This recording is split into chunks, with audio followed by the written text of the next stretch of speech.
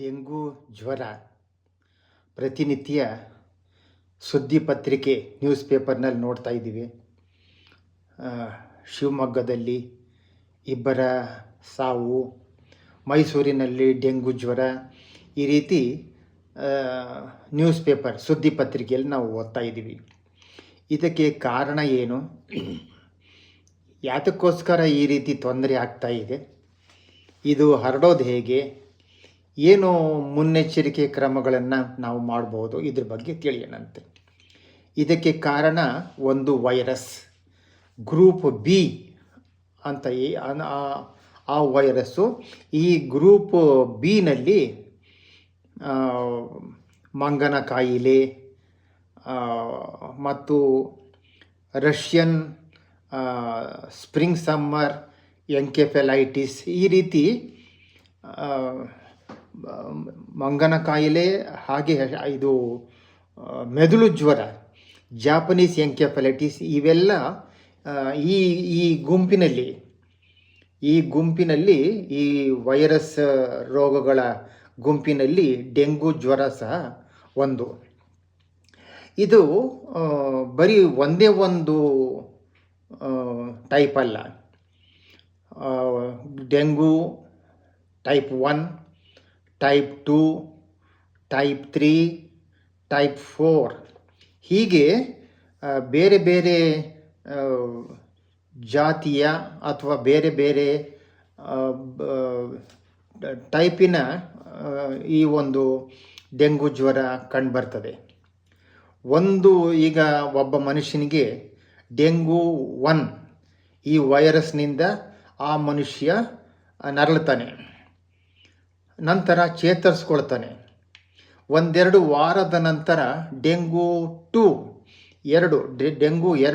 ಈ ಒಂದು ವೈರಸ್ನಿಂದ ಆ ಒಂದು ಸೋಂಕು ಉಂಟಾದರೆ ಆಗ ತೀವ್ರತರವಾದಂತಹ ತೊಂದರೆ ಉಂಟಾಗುತ್ತದೆ. ಆದ್ದರಿಂದ ಇದು ಏನು ಡೆಂಗು ಜ್ವರ, ಅದು ಒಂದು ವೈರಸ್ಸು ಕಾರಣದಿಂದ ಬರ್ತದೆ, ಏನೋ ಒಂದು ಸ್ವಲ್ಪ ಮೈಕೈ ನೋವು ಬರ್ತದೆ ಅಂತ ಉದಾಸೀನ ಮಾಡೋದಕ್ಕಾಗಲ್ಲ.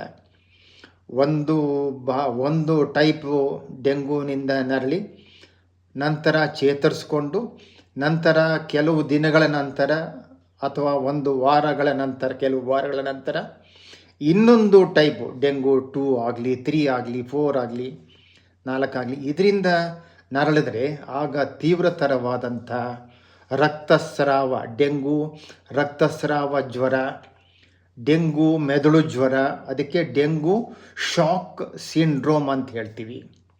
ಈಗ ಏನೇನು ತೊಂದರೆ ಉಂಟಾಗುತ್ತದೆ, ಹೇಗೆ ಹರಡುತ್ತದೆ? ವಿಪರೀತ ಜ್ವರ. ಈ ಡೆಂಗು ಜ್ವರಕ್ಕೆ ಬ್ರೇಕ್ ಬೋನ್, ಮೂಳೆ, ಈ ಬೆನ್ನು ಮೂಳೆ ಮುರಿದೋಗಿದೆಯೇನೋ ಅನ್ನೋ ಅಷ್ಟೊಂದು ನೋವು ಉಂಟಾಗುತ್ತದೆ ಈ ಡೆಂಗು ಜ್ವರದಿಂದ. ಆ ರೀತಿ ಹೇಳ್ತಾರೆ. ಅಂದರೆ ವಿಪರೀತ ಮೈಕೈ ನೋವು,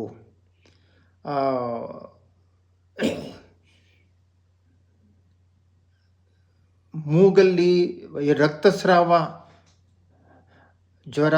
ರಕ್ತಸ್ರಾವ ಉಂಟಾದರೆ ಆಗ ಮೂಗ್ನಲ್ಲಿ ರಕ್ತ ಬರೋದು, ರಕ್ತವಾಂತಿ ಆಗೋದು, ಮೂತ್ರದಲ್ಲಿ ರಕ್ತ, ಮಲದಲ್ಲಿ ರಕ್ತ, ಈ ರೀತಿ ತೊಂದರೆಗೆ ತುತ್ತಾಗಬಹುದು. ಸರಿ, ಹಾಗಾದರೆ ಇದನ್ನು ಪತ್ತೆ ಹಚ್ಚೋದು ಹೇಗೆ? ಇದಕ್ಕೆ ನಾವು ರಕ್ತ ಪರೀಕ್ಷೆ ಮಾಡ್ತೇವೆ.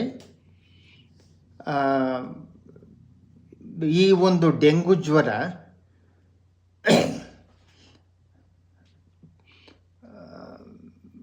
ಒಂದು ರೋಗ ನಿರೋಧಕ ಶಕ್ತಿಯನ್ನು ಕಡಿಮೆ ಮಾಡುತ್ತೆ. ಬಿಳಿ ರಕ್ತ ಕಣಗಳು, ವೈಟ್ ಬ್ಲಡ್ ಕಾರ್ಪಸಲ್ಸ್, ಅದು ಕಡಿಮೆಯಾಗತ್ತೆ. ಅದಕ್ಕೆ ಲ್ಯೂಕೋಪೀನಿಯಾ ಅಂತ ಹೇಳ್ತೇವೆ. ನಂತರ ಪ್ಲೇಟ್ಲೆಟ್ ಕಣಗಳು, ರಕ್ತದಲ್ಲಿ ಪ್ಲೇಟ್ಲೆಟ್ ಕಣಗಳು, ಕೆಂಪು ರಕ್ತ ಕಣಗಳು, ಬಿಳಿ ರಕ್ತ ಕಣಗಳು, ಪ್ಲೇಟ್ಲೆಟ್ ಕಣಗಳು, ಹೀಗೆ. ಮತ್ತು ಇವೆಲ್ಲ ಪ್ಲಾಸ್ಮಾ ದ್ರವದಲ್ಲಿ ಇರುತ್ತದೆ ನಮ್ಮ ರಕ್ತ. ಇದೆಲ್ಲ ಸೇರಿದ್ರೆ ನಮ್ಮ ರಕ್ತ.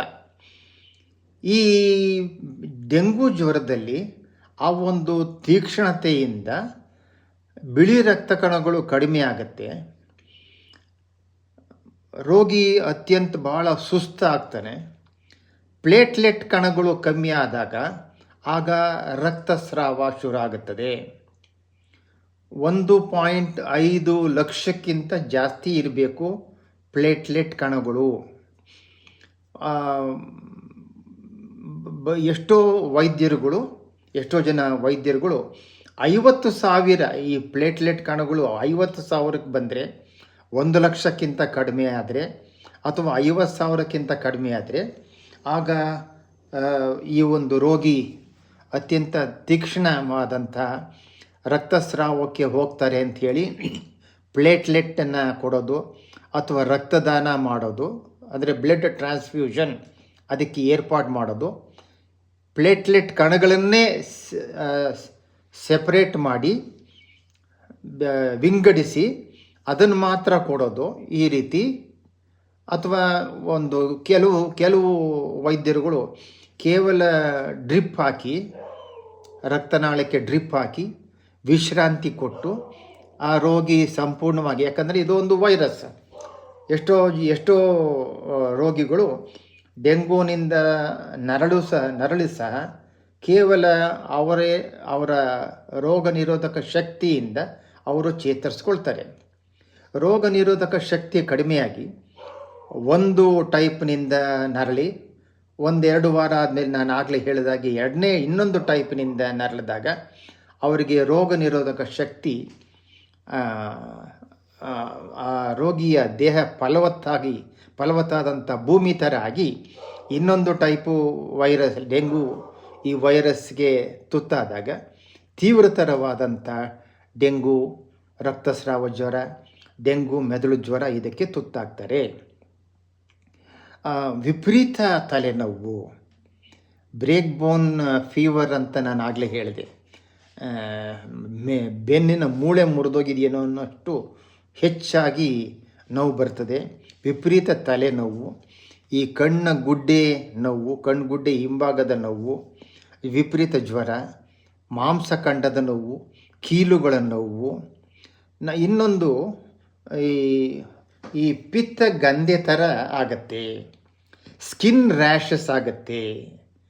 ಈ ದಡಾರ ಬಂದಾಗ ಹೇಗೆ ಮೈ ಮೇಲೆಲ್ಲ ಸಣ್ಣ ಗುಳ್ಳೆಗಳು ಬರ್ತದೋ ಆ ರೀತಿ. ಬ್ಲಡ್ ಪ್ರೆಷರು ಕಡಿಮೆ ಆಗುತ್ತೆ. ರಕ್ತನಾಳಗಳಿಂದ ಪ್ಲಾಸ್ಮಾ ದ್ರವ ಹೊರಗಡೆ ಲೀಕ್ ಆಗತ್ತೆ. ಆದ್ದರಿಂದ ರಕ್ತ ಗಟ್ಟಿಯಾಗತ್ತೆ. ರಕ್ತ ಗಟ್ಟಿಯಾದಾಗ ರೋಗಿ ತೀವ್ರತರವಾದಂಥ ಡೆಂಗುಗೆ ತುತ್ತಾಗ್ತಾನೆ. ವಿಪರೀತ ವಾಂತಿ ಬರೋ ಥರ ಆಗೋದು, ವಾಂತಿ ಇಲ್ಲ ಆದರೆ ವಾಂತಿ ಬರೋ ಥರ ಆಗೋದು ಮತ್ತು ವಾಂತಿ ಆಗೋದು. ನಾನು ಪಿತ್ತ ಗಂಧೆ ಅಂತ ಹೇಳಿದೆ ಆಗಲೇ. ಬ್ಲಡ್ ಪ್ರೆಷರ್ ನೋಡಬೇಕಾದ್ರೆ ಈ ರೀತಿ ನಾವು ಕಟ್ತೀವಲ್ಲ, ಆ ರೀತಿ ಕಟ್ಟಿ ಬ್ಲಡ್ ಪ್ರೆಷರ್ನ ಸ್ವಲ್ಪ ಅದನ್ನು ನಾವು ಬ್ಲಡ್ ಪ್ರೆಷರ್ನ ರೆಕಾರ್ಡ್ ಮಾಡುವಾಗ ಹೇಗೆ ಆ ಒಂದು ಒತ್ತಡವನ್ನು ಇಲ್ಲಿ ನಾವು ಕಟ್ಬಿಟ್ಟು ಒತ್ತಡ ಮಾಡ್ತೀವೋ, ಬ್ಲಡ್ ಪ್ರೆಷರ್ನ ನಾವು ರೆಕಾರ್ಡ್ ಮಾಡಬೇಕಾದ್ರೆ ಅದು ಕಟ್ಬಿಟ್ಟು ಈ ರೀತಿ ಪಂಪ್ ಮಾಡ್ತೀವಿ. ಮಾಡಿಬಿಟ್ಟು ನಿಧಾನವಾಗಿ ಪ್ರೆಷರ್ನ ಕಡಿಮೆ ಮಾಡ್ತಾ ಬಂದು ಎಷ್ಟಿದೆ ಬ್ಲಡ್ ಪ್ರೆಷರ್ ಅಂತ ನೋಡ್ತೀವಿ. ಆ ರೀತಿ ಸ್ವಲ್ಪ ಬಿಗುತ ಮಾಡಿದಾಗ ಆ ಇಲ್ಲಿ ಈ ಭಾಗದಲ್ಲಿ ಮೊಣಕೈನ ಒಳಭಾಗ ಈ ಭಾಗದಲ್ಲಿ ರಕ್ತ ಹೊರಗಡೆ ಬಂದು ಕೆಂಪು ಚುಕ್ಕಿಗಳು ಪೆಟಿಕೆ PETCHIA ಅಂತ, ಪೆಟಿಕೆ ಹಿಮರೇಜ್, ಅಲ್ಲಿ ಸ್ವಲ್ಪ ರಕ್ತಸ್ರಾವವಾಗಿ ಕೆಂಪು ಚುಕ್ಕಿಗಳು ಕಂಡುಬರ್ತದೆ. ಅದರಿಂದ ಸಹ ನಾವು ಈ ಮನುಷ್ಯನಿಗೆ ಡೆಂಗು ಜ್ವರ ಇರಬಹುದು ಅಂತ ನಾವು ಊಹಿಸ್ತೇವೆ. ಪ್ಲೇಟ್ಲೆಟ್ಟು, ರಕ್ತದಲ್ಲಿ ಬಿಳಿ ರಕ್ತ ಕಣಗಳು, ಪ್ಲೇಟ್ಲೆಟ್ ಕೌಂಟು ಇವೆಲ್ಲನೂ ನಾವು ಅಷ್ಟೇ ಅಲ್ಲದೆ ಡೆಂಗು ಆ್ಯಂಟಿಬಾಡೀಸ್, ಈ ಡೆಂಗು ಆ್ಯಂಟಿಬಾಡೀಸ್ ಅನ್ನೋದು ಈಗ ಒಬ್ಬ ಮನುಷ್ಯನಿಗೆ ಡೆಂಗು ವೈರಸ್ಸು ಸೋಂಕು ಉಂಟಾದಾಗ ಮೊದಲನೇದಾಗಿ S1 NS ಅಂತಂದರೆ ನಾನ್ ಸ್ಟ್ರಕ್ಚರಲ್ ಆ್ಯಂಟಿಜನ್ ಅಂತ. ನಾನ್ ಸ್ಟ್ರಕ್ಚರಲ್ STRUCTURAL ನಾನ್ ಸ್ಟ್ರಕ್ಚರಲ್ ಆ್ಯಂಟಿಜನ್ NS ಆ್ಯಂಟಿಜನ್ ಅಂತ ಹೇಳ್ತಾರೆ. ಇದು ಮೊಟ್ಟ ಮೊದಲು ಆ ರೋಗಿಗೆ ಸೋಂಕು ಉಂಟಾದ ಒಂದು 3-4 ದಿನಗಳಲ್ಲೇ ಇದು ಕಂಡುಬರ್ತದೆ. ಸ್ವಲ್ಪ ದಿನಗಳಾದ ಮೇಲೆ, ಒಂದು ವಾರ ಆದಮೇಲೆ, 7-8 ದಿನಗಳ ನಂತರ IgM ಆ್ಯಂಟಿಬಾಡಿ, ಆ್ಯಂಟಿಜನ್ ಅಂತಂದರೆ ರೋಗಾಣು, ಆ್ಯಂಟಿಬಾಡಿ ಅಂದರೆ ರೋಗ ನಿರೋಧಕ ಘಟಕಗಳು. ಈ ಯಾವುದು ರೋಗ ನಿರೋಧಕ ಘಟಕಗಳನ್ನು ನಾವು ನೋಡಿ ರಕ್ತ ಪರೀಕ್ಷೆ ಮಾಡಿದಾಗ ರೋಗ ನಿರೋಧಕ ಘಟಕಗಳನ್ನು ನೋಡಿ ಪ್ರಯೋಗಶಾಲೆಯಲ್ಲಿ ಇದರೊಳಗೆ ಲ್ಯಾಬ್ರೇಟರಿನಲ್ಲಿ, ಆಗ ಈ ಮನುಷ್ಯನಿಗೆ ಡೆಂಗು ಜ್ವರದಿಂದ ಚೇತರಿಸ್ಕೊಳ್ತಾ ಇದ್ದಾನೆ ಅಂತ ನಾವು ವೈದ್ಯರು ತೀರ್ಮಾನ ಮಾಡ್ತಾರೆ. NS1 ಮೊದಲನೇ ವಾರ, ಸೋಂಕು ಉಂಟಾದ ಮೊದಲನೇ ವಾರ, ನಂತರ 7ನೇ ದಿವಸದಿಂದ 2ನೇ ವಾರದಲ್ಲಿ IgM ಆ್ಯಂಟಿಬಾಡಿ ಕಂಡುಬರ್ತದೆ. ನಂತರ IgG ಆ್ಯಂಟಿಬಾಡಿ ಕಂಡುಬರ್ತದೆ. IgM ಕಂಡುಬಂದರೆ ಈ ಮನುಷ್ಯ ಡೆಂಗು ಜ್ವರಕ್ಕೆ ತುತ್ತಾಗಿದ್ದಾನೆ, ಬಹುಶಃ 1 ವಾರದಿಂದ ನರಳ್ತಾ ಇದ್ದಾನೆ ಅಂತ ನಾವು ತೀರ್ಮಾನಕ್ಕೆ ಬರ್ತೀವಿ, ವೈದ್ಯರು ತೀರ್ಮಾನಕ್ಕೆ ಬರ್ತಾರೆ. IgG ಆ್ಯಂಟಿಬಾಡಿ ಕಂಡುಬಂದರೆ ಇವನಾಗಲೇ ಚೇತರಿಸ್ಕೊಳ್ತಕ್ಕಂಥ ಹಂತದಲ್ಲಿದ್ದಾನೆ. ರಕ್ತ ಗಟ್ಟಿಯಾಗತ್ತೆ ಅಂತ ಹೇಳಿದೆ, ಯಾಕಂದರೆ ರಕ್ತನಾಳದಿಂದ ಆ ಪ್ಲಾಸ್ಮಾ ದ್ರವ ಹೊರಗಡೆ ಬರುತ್ತೆ. ನಾವು ಹೊಟ್ಟೆನ ಸ್ಕ್ಯಾನ್ ಮಾಡಿದಾಗ, ಅಲ್ಟ್ರಾಸೋನೋಗ್ರಫಿ ಮಾಡಿದಾಗ ಹೊಟ್ಟೆನಲ್ಲಿ ದ್ರವ ಬಂದಿರೋದು ಕಂಡುಬರುತ್ತೆ. ಅಸೈಟಿಸ್ ಅಂತ ಹೇಳ್ತೀವಿ, ASCITIS ಅಸೈಟಿಸ್ ಅಂತ ಹೇಳ್ತೀವಿ, ಅದು ಕಂಡುಬರುತ್ತೆ. ಅದು ಸಹ ಈ ಮನುಷ್ಯನಿಗೆ ಡೆಂಗುಯಿಂದ ನರಳಿದ್ದಾನೆ ಅಂತ ತೋರಿಸುತ್ತೆ. ರಕ್ತ ಪರೀಕ್ಷೆಯಲ್ಲಿ ಪ್ಲೇಟ್ಲೆಟ್ ಕಮ್ಮಿ ಆಗಿರೋದು, ಬಿಳಿ ರಕ್ತ ಕಣಗಳು ಕಮ್ಮಿ ಆಗಿರೋದು, ಹಿಮೋಟೋಕ್ರಿಟ್ ಅಥವಾ PCV ಪ್ಯಾಕ್ಡ್ ಸೆಲ್ ವಾಲ್ಯೂಮ್ ಇದು ಜಾಸ್ತಿ ಆಗುತ್ತೆ. ಯಾಕಂದರೆ ರಕ್ತನಾಳದಿಂದ ದ್ರವ ಹೊರಗಡೆ ಹೋಗಿರೋದ್ರಿಂದ ರಕ್ತ ಗಟ್ಟಿಯಾಗೋದ್ರಿಂದ ಅದಕ್ಕೆ ನಾವು ಪ್ಯಾಕ್ಡ್ ಸೆಲ್ ವಾಲ್ಯೂಮ್ ಇದು ಒಂದು 20% ಜಾಸ್ತಿ ಆಗುತ್ತೆ, ಪ್ಯಾಕ್ಡ್ ಸೆಲ್ ವಾಲ್ಯೂಮ್ ಅಥವಾ PCV. ಇನ್ನೊಂದು PCR ಪಾಲಿಮರೈಸ್ ಚೈನ್ ರಿಯಾಕ್ಷನ್ ಅಥವಾ PCR ಅಂತ ತಿಳ್ಕೊಂಡ್ರೂ ಪರವಾಗಿಲ್ಲ. ಇದರಿಂದ ಈ ಮನುಷ್ಯನಿಗೆ ಡೆಂಗು ವೈರಸ್ ಸೋಂಕು ಉಂಟಾಗಿದೆ ಅನ್ನೋದು ಖಚಿತವಾಗುತ್ತೆ. ಇಷ್ಟೆಲ್ಲನೂ ಈ ರೋಗಾಣು ಬಗ್ಗೆ ಹೇಳಿದ್ದಾಯಿತು, ತಿಳ್ಕೊಂಡಿದ್ದಾಯಿತು. ಈಗ ಭಾಳ ಮುಖ್ಯವಾದ್ದು ಹೇಗೆ ಹರಡುತ್ತದೆ. ಬೆಳಗ್ಗೆ ಹೊತ್ತು ಕಚ್ಚತಕ್ಕಂಥ ಈಡಿಸ್ ಸೊಳ್ಳೆ, ಸುಂದರವಾದ ಸೊಳ್ಳೆ, ಟೈಗರ್ ಮಸ್ಕಿಟೋ ಅಥವಾ ಹುಲಿ ಸೊಳ್ಳೆ. ಯಾತಕ್ಕೋಸ್ಕರ ಇದನ್ನು ಟೈಗರ್ ಮಸ್ಕಿಟೋ ಅಂತ ಹೇಳ್ತೀವಿ ಅಂತಂದರೆ, ಇದು ಕರಿ ಸೊಳ್ಳೆ, ಹಗಲು ಹೊತ್ತು ಕಚ್ಚತಕ್ಕಂಥ ಸೊಳ್ಳೆ. ಈಗ ನಾವು ಕೂತಿರ್ತೀವಿ, ಬೆಳಗ್ಗೆ ಹೊತ್ತು ಕಚ್ಚಿರ್ತೀವಿ, ಸೂರ್ಯೋದಯ ನಂತರ 2 ಗಂಟೆ, ಸೂರ್ಯ ಮುಳುಗಕ್ಕೆ ಮುಂಚಿತವಾಗಿ 2 ಗಂಟೆ, ಡಾನ್ ಆ್ಯಂಡ್ ಡಸ್ಕ್ ಅಂತ ಹೇಳ್ತೀವಿ. ಸೂರ್ಯೋದಯದ ನಂತರ ಒಂದು 2 ಗಂಟೆ, ಸೂರ್ಯ ಮುಳುಗೋದಕ್ಕೆ ಮುಂಚಿತವಾಗಿ 1-2 ಗಂಟೆ. ಇಂತಹ ಸಮಯದಲ್ಲಿ ಇದು ಹೆಚ್ಚಾಗಿ ಇದರ ಚಟುವಟಿಕೆ, ಈಡಿಸ್ ಸೊಳ್ಳೆಯ ಚಟುವಟಿಕೆ ಕಂಡುಬರ್ತದೆ.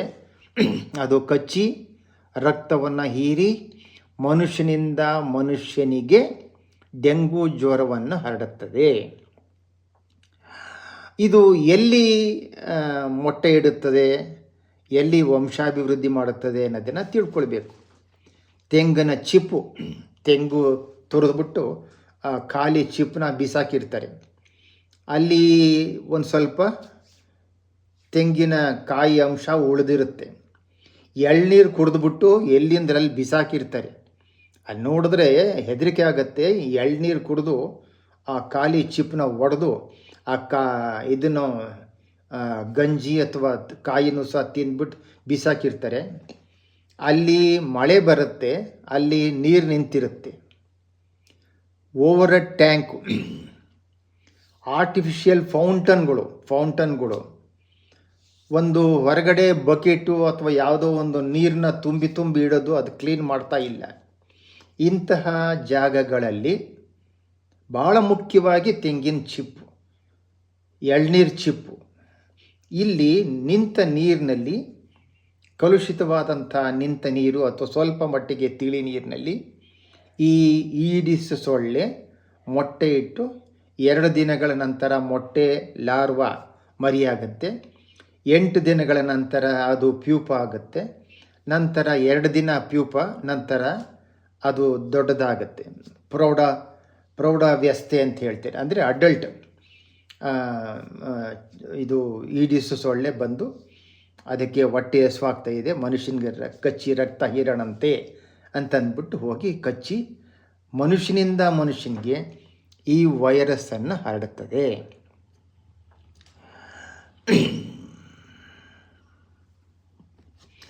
ಏನು ಮಾಡಬೇಕು? ನಮಗೆ ಈ ಸೊಳ್ಳೆ ಕಚ್ಚಬಾರ್ದು.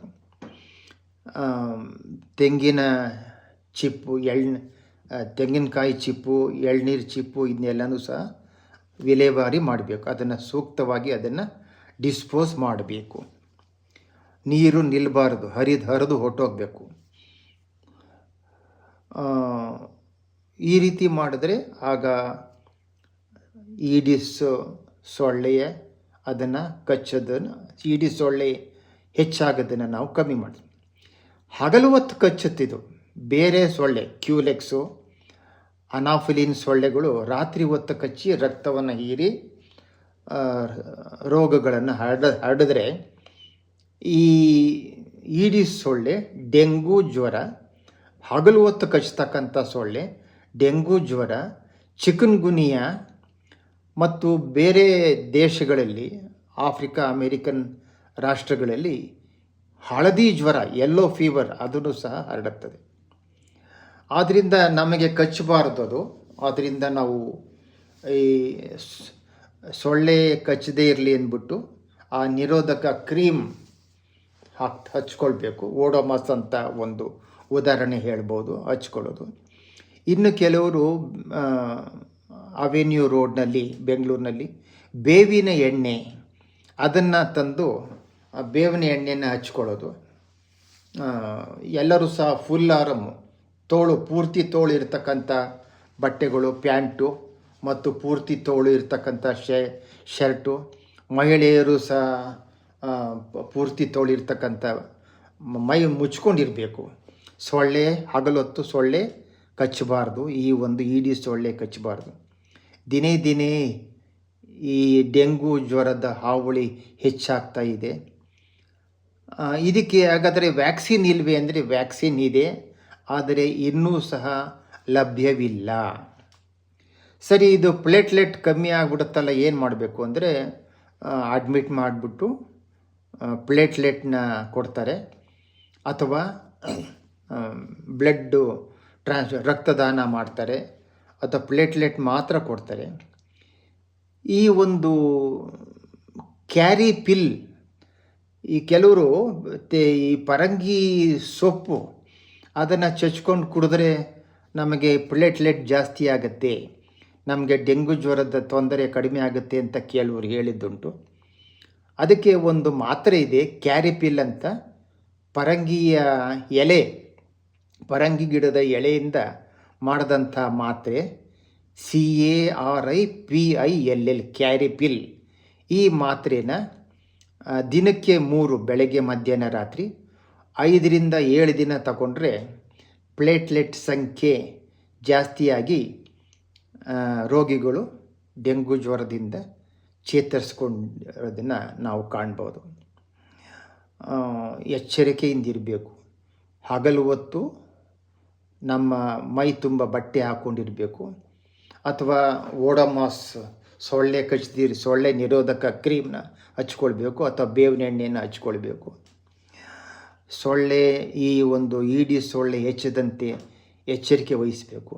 ಇವೆಲ್ಲ ಕ್ರಮಗಳಿಂದ ನಾವು ಡೆಂಗು ಜ್ವರವನ್ನು ಹತೋಟಿಲಿಡ್ಬೋದು. ಡೆಂಗು ಜ್ವರದಿಂದ ಯಾರೂ ನರಳಬಾರ್ದು. ಡೆಂಗು ಜ್ವರದಿಂದ ಮರಣ ಉಂಟಾಗಬಾರದು. ಯಾಕಂದರೆ ಶಿವಮೊಗ್ಗದಲ್ಲಿ, ಮೈಸೂರಿನಲ್ಲಿ ಕೆಲವು ಸಾವನ್ನು ಪೇಪರ್ನಲ್ಲಿ ನಾವು ಓದಿದ್ದೀವಿ. ಆದ್ದರಿಂದ ಎಲ್ಲರೂ ಸಹ ಆರೋಗ್ಯವಂತರಾಗಿರಬೇಕು. ಸರ್ವೇ ಜನ ಸುಖಿನೋ ಭವಂತು, ಸರ್ವೇ ಜನ ಸ್ವಸ್ತಿ ಭವಂತು. ನಮಸ್ಕಾರ.